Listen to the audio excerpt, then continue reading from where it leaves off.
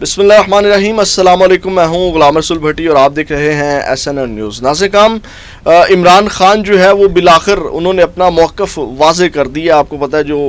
حمود الرحمان commission والا معاملہ چل رہا ہے جس کے اوپر FIA حرکت میں آئی، تحقیقات شروع کی گئی، PTI کی قیادت کی جانب سے سوشل میڈیا کو ڈس آن کیا گیا اور اس حوالے سے ایک بڑی کنٹروورسی چل رہی تھی اور بالآخر اس حوالے سے عمران خان صاحب نے کچھ چیزیں خود ہی آج کلیئر کر دی ہیں۔ یہ کیا معاملہ ہے اس کے اوپر بات کریں گے۔ اور دوسری جانب ناظرین کرام، اسلام آباد کے اندر 3 اہم تعیناتیاں ہونے جا رہی ہیں۔ اب یہ تعیناتیاں ہونے جو جا رہی ہیں یہ کیوں اہمیت کی حامل ہیں اس کے اوپر بات کریں گے۔ اور چیف جسٹس عامر فاروق صاحب نے بھی ایک بڑی باریک واردات ڈال دی ہے اور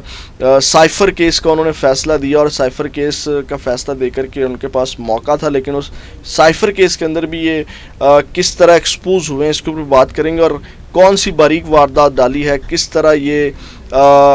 ایک بار پھر جو ہے وہ چیف جسٹس صاحب جو ہیں ان کی ڈوریں کہیں اور سے ہل رہی ہیں۔ یہ تمام تر تفصیلات آپ کے سامنے رکھتے ہیں۔ ناظرین کرام، سب سے پہلے عمران خان صاحب جو بولے، آپ کو پتہ ہے کہ حمود الرحمان کمیشن والا بڑا معاملہ چل رہا تھا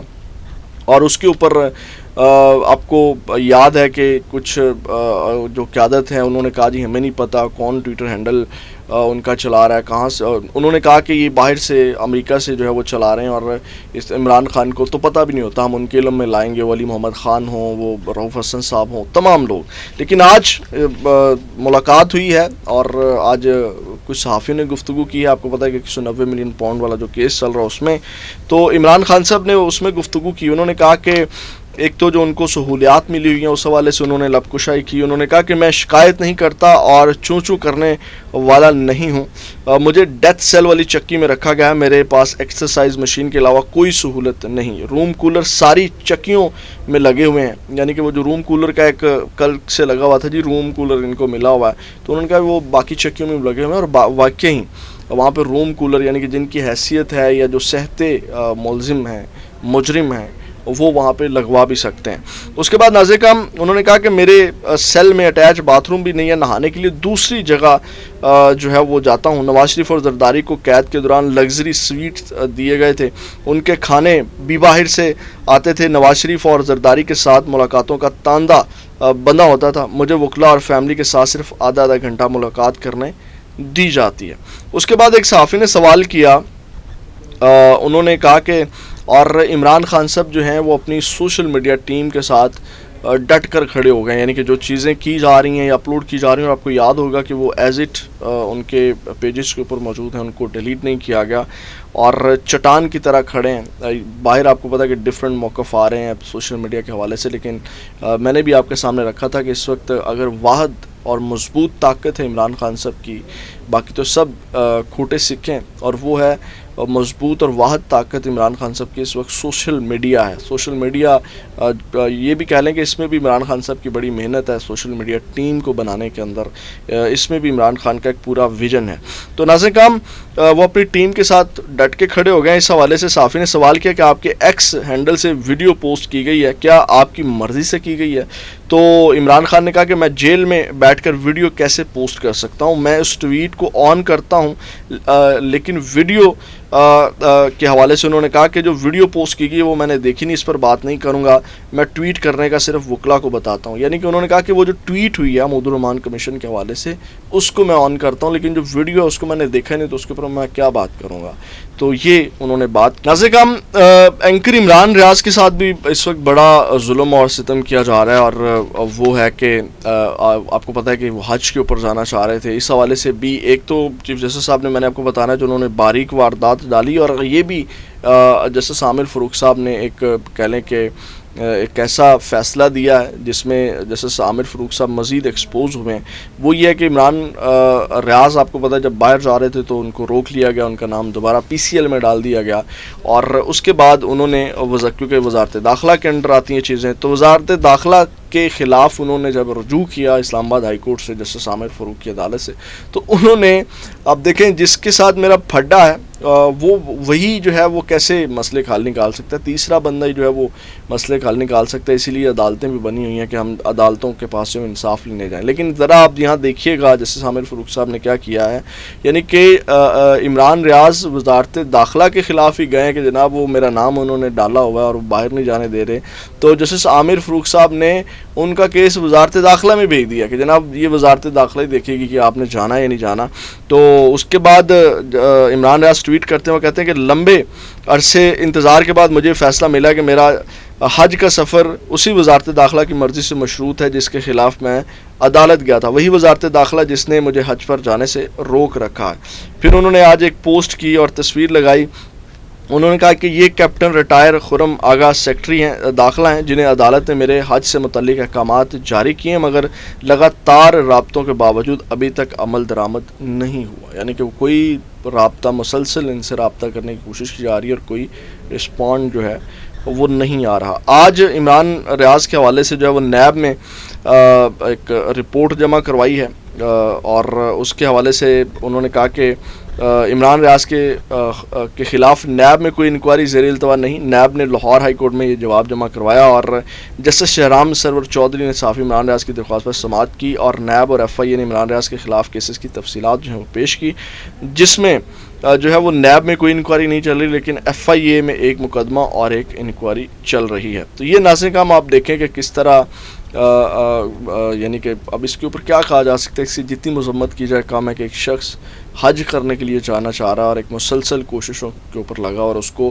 ایک سیاسی بنیاد کے اوپر, انتقامی بنیاد کے اوپر اور جان بوجھ کر جو ہے وہ نہیں جانے دیا جا رہا. یہ ہمارے ایمان کا لیول ہے. دوسری جانب ناظرین کا ہم آگے بڑھے, جو باریک واردات ڈالی ہے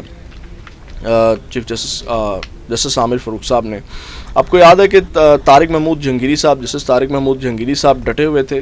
وہ ٹربیونل کے جو ہیں وہ ٹربیونل کو دیکھ رہے تھے جس میں آپ کو پتہ ہے کہ کیس لگا ہوا تھا جو حلقہ 46, 47 اور 48 ہے, 3 حلقوں کو وہ دیکھ رہے تھے. اور یہ 3 حلقے آپ کو پتہ ہے کہ تحریک انصاف جو وہ جیتی ہوئی ہے. اگر یہ 3 حلقوں کا رزلٹ آ جائے, یعنی کہ جس طرح وہ چیزوں کو لے کر کے چل رہے تھے اور انہوں نے وہ تمام ریکارڈ اور ڈیٹا منگوایا ہوا تھا جس میں یہ فارم 45 اور فارم 47 والی تمام چیزیں جو ہیں کھل کر کے سامنے آ جانی تھی, پورے کا پورا الیکشن جو ہے وہ ایکسپوز ہو جانا تھا. اس میں ناظرین کام اب جسٹس عامر فاروق صاحب نے بڑی باریک واردات ڈالی, یعنی کہ ان کو ایکسپوز ہونے سے جو ہے وہ بچا لیا ہے. کیسے؟ آپ کو پتہ ہے کہ ان کی عدالت میں جب بھی کوئی فیصلہ جاتا ہے, جب بھی کوئی کیس جاتا ہے, اس کا فیصلہ یہ محفوظ کرتے ہیں اور محفوظ کرنے کے بعد بھول جاتے ہیں, لمبی ڈیٹ دیتے ہیں, اس میں کوئی نہ کوئی ہیلے بہانے کرتے ہیں. تو آج ایک بار پھر ایکسپوز ہوئے ہیں اور اس میں جو کورٹ رپورٹر ہیں ثاقب بشیر صاحب, وہ رپورٹ کرتے ہیں کہ وفاقی دارالحکومت کے تینوں حلقوں کی الیکشنز پٹیشنز میں نیا موڑ آ گیا. تینوں حلقوں کے لیے نیا ٹربیونل تعینات ہونے کا واضح امکان بڑھ گیا. اسلام آباد ہائی کورٹ کے چیف جسٹس عامر فاروق نے الیکشن کمیشن کو کارروائی سے فوری روکنے کی جو ہے وہ پی ٹی آئی کے امیدواروں کی درخواستیں جو ہے وہ مسترد کر دی ہیں. یعنی کہ الیکشن کمیشن جو ہے وہ ٹربیونل میں چینجنگ یعنی کہ اس میں وہ کر رہا ہے کیونکہ وہاں اپلیکیشنز گئی ہوئی ہیں. تو اب جو پی ٹی آئی وہ پہنچے عامر فاروق کے پاس کہ جناب ان کو کارروائی سے روکیں, جو ٹربیونلز چل رہے ہیں ان کو چلنے دیں. تو اس کے اوپر ناظرین کام جو ہے وہ انہوں نے مسترد کر دی اور شعیب شہین, علی بخاری اور عامر مغل کو اسٹے کی درخواستوں پر 11 جون کے لیے فریقین کو نوٹسز جاری کر دیے ہیں اور اٹارنی جنرل کو بھی عدالت نے نوٹسز جاری کر دیا. اب الیکشن کمیشن ٹربیونل تبدیلی کا فیصلہ سنا سکے گا. یعنی کہ جو الیکشن تبدیلی والا ہے اس میں جب تک وہ ڈیٹ آنی 11 جون, اس میں جو ہے الیکشن کمیشن اپنا فیصلہ سنا کے اپنا کام کر دے گا اور چیزیں اسی طرح جو ہے لٹکتی رہیں گی, جس میں جسٹس طارق محمود جہانگیری کے ٹربیونل جو کہ غیر مؤثر کر سکے گا. یہ ایک بڑی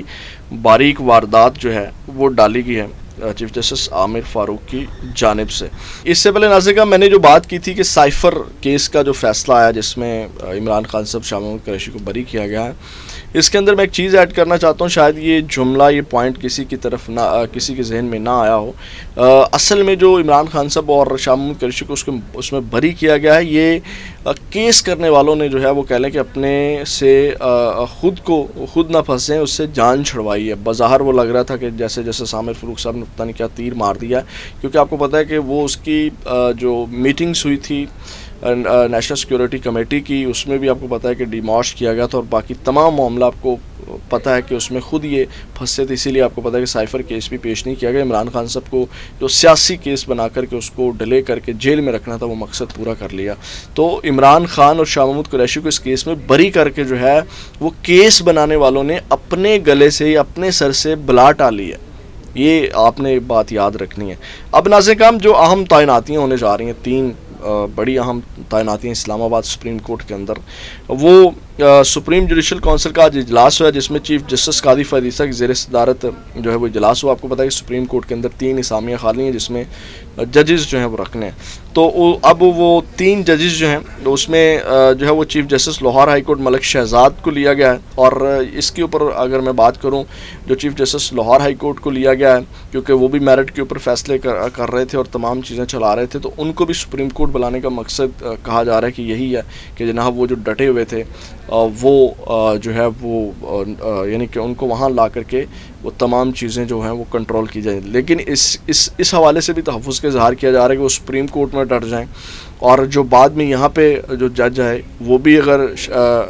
شہزاد ملک جیسا ہوں تو پھر یہ کیا کریں گے، تو یہ یعنی کہ یہ بھی کام ان کے نہیں آئے گا۔ پھر ناظرین کرام، جو ایک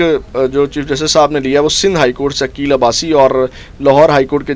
جو جج جسٹس شاہد بلال کو سپریم کورٹ کا جج بنانے کی سفارش کی گئی ہے، اور جوڈیشل کمیشن نے تینوں ججز کے ناموں کی منظوری دے دی ہے، اور جوڈیشل کمیشن نے حتمی منظوری کے لیے معاملہ پارلیمانی کمیٹی کو بھجوا دیا ہے، اور پارلیمانی کمیٹی کی منظوری کے بعد تینوں ججز کو سپریم کورٹ میں تعیناتی کا اعلان کیا جائے گا، اور ڈیفینیٹلی یہ منظوری اس کی ہو جائے گی۔ تو یہ ناظرین کام آج کی اب تک کی اہم اپڈیٹس، اگلے میں آپ کے ساتھ دوبارہ ملاقات ہوگی۔ اپنا بہت زیادہ خیال رکھیے گا۔ پاکستان زندہ باد۔